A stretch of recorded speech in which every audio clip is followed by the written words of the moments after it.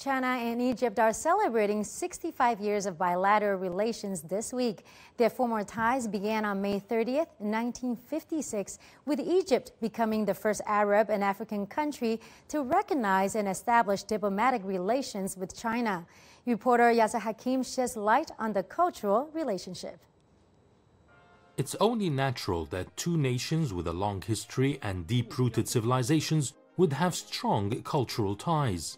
Amongst other milestones, Egypt established the first Chinese cultural center in the Middle East and Africa back in 2002.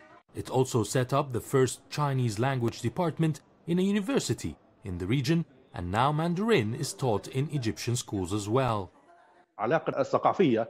The cultural relations are so vital. Formal relations were established in May 1956, but before, in March of that year, a Chinese cultural delegation visited Egypt for 1 month, and before signing the diplomatic agreement, a cultural agreement was signed first. So cultural relations have led to diplomatic ties. In the last 4 years alone, our cultural center has organized more than 300 events in Egypt. A main event we participate in for decades is the renowned Cairo Book Fair, where Chinese publishing houses always seek to join and be active. This proves that we view Egypt as a beacon of culture for the whole region and worldwide. Our cultural exchange has helped strengthen our political, economic and other ties. 2016 was chosen as the China-Egypt Cultural Year, and it coincided with the visit of Chinese President Xi Jinping to Egypt. Since then, cultural relations have further improved, and cultural activities have also increased.